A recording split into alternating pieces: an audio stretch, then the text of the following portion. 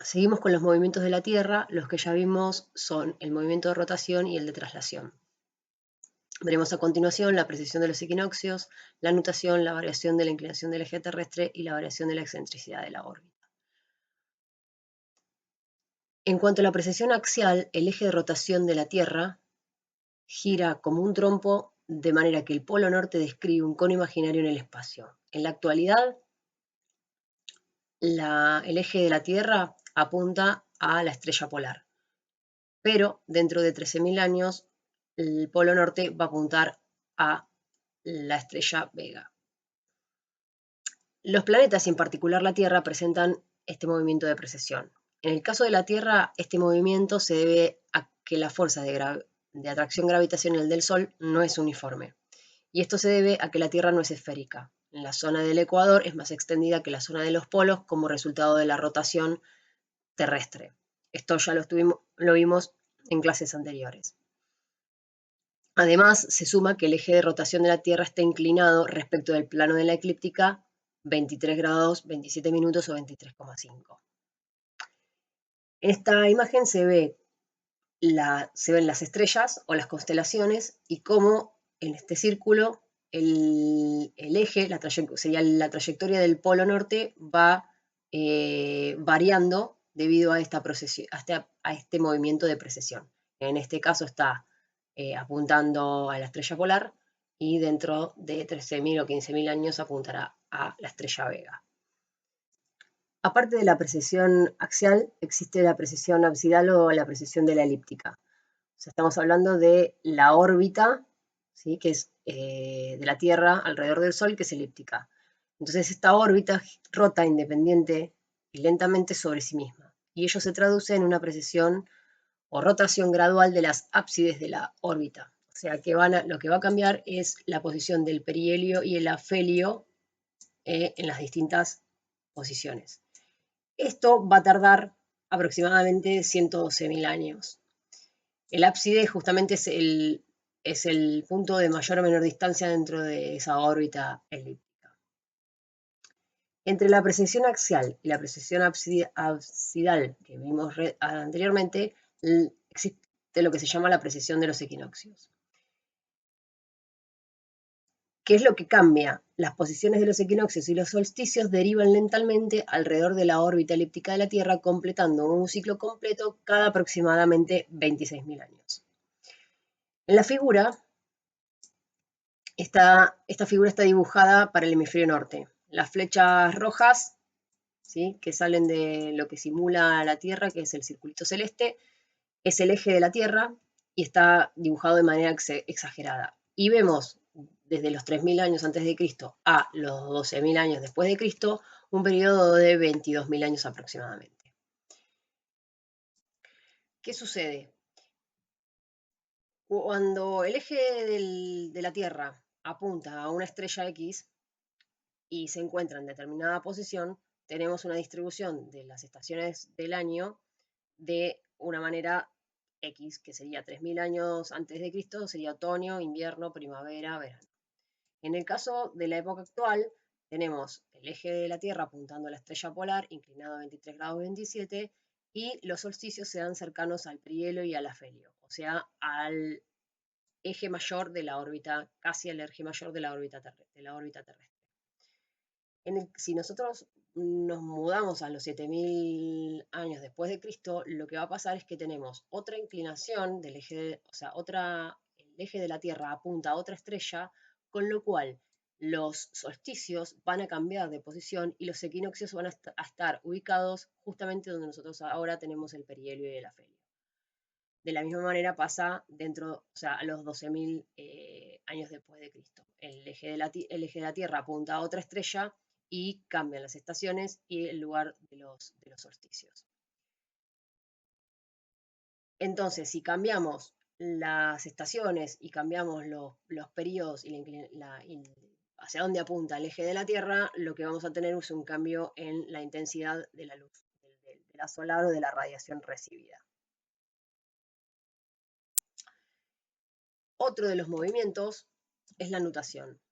Este es un poco más corto, tiene un periodo de 18,5 años Y aparte de que la Tierra gira como un trompo, en esa línea que describe girando con un trompo se genera otro movimiento más. Esto es debido a las fuerzas externas de atracción gravitatoria de la Luna y el Sol con respecto de la Tierra. Les voy a dejar otra animación en la web en donde se van a ver estos dos movimientos en conjunto, la precesión axial y el de nutación.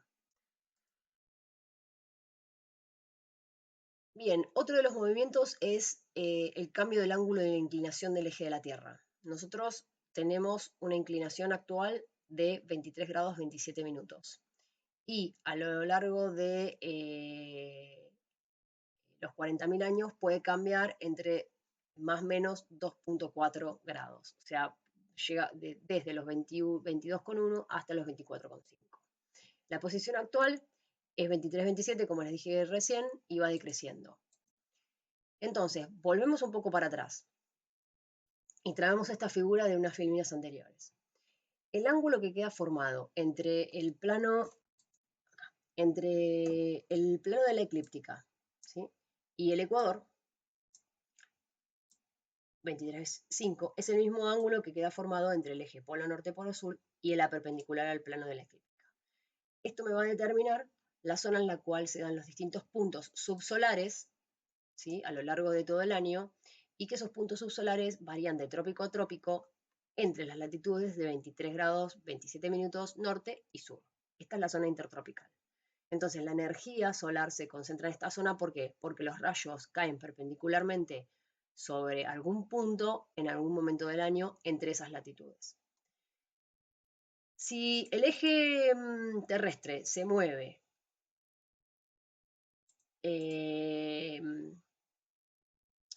o sea, lo movemos de 23 grados 27 a 22 o a 24, la zona intertropical aumenta o disminuye, depende del caso, por lo cual cambiamos la zona de concentración de esa energía solar. Fíjense acá, les agregué un eje polo norte-polo sur, y lo que sería la línea del ecuador. Si yo cambio, lo que voy a cambiar justamente es este ángulo de inclinación. Voy a estar aumentando o disminuyendo la zona intertropical.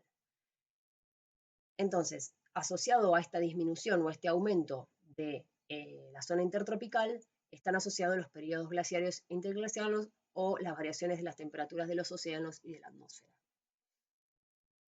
Entonces, si aumenta la zona intertropical, tenemos más radiación en una amplia zona, con lo cual tendríamos características de interglaciarias, mientras que si disminuye la zona intertropical, lo que genera es un cambio de la energía recibida, una disminución de la energía recibida, y lo podemos asociar con periodos glaciarios.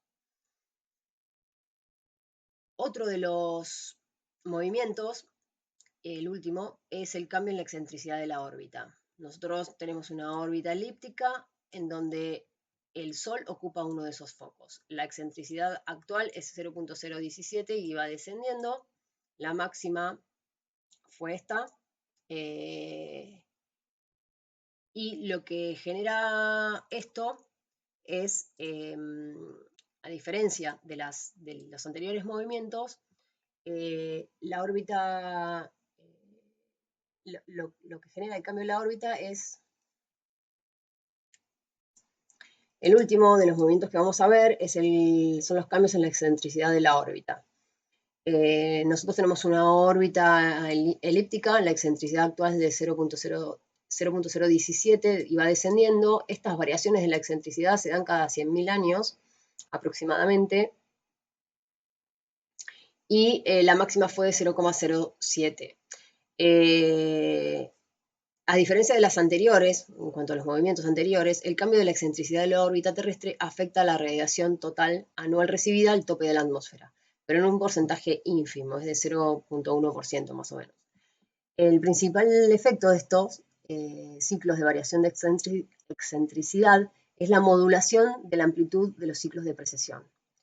O sea, van a modular justamente esta excentricidad este eje mayor y este perihelio y afelio. Cuando la excentricidad es alta, el efecto de precesión es más fuerte. Cuando la órbita es más circular, la posición en la órbita en que ocurren los solsticios y los equinoccios daría igual, porque estaríamos teniendo casi la misma distancia al Sol en todo momento. Por último, en esta imagen lo que se observa es la influencia de tres movimientos, ¿sí? La inclinación, la excentricidad de la órbita y la precesión, en lo que es la insolación en el verano del hemisferio norte a una latitud de 65 grados. O sea, estamos llegando casi al círculo polar ártico. Si ustedes se fijan, bueno, estamos hablando de miles de años, lo que es épocas glaciares y lo que serían épocas interglaciares como la nuestra, la presente, y cómo varía esta insolación, ¿sí? Recibida, fíjense que va desde 540 watts por metro cuadrado a 410 watts por metro cuadrado, y cómo fue variando a lo largo de las eras geológicas, como para que se vea justamente la influencia de estos movimientos en la radiación recibida, y justamente después vamos a ir viendo que es uno de los insumos o inputs más importantes en el sistema climático.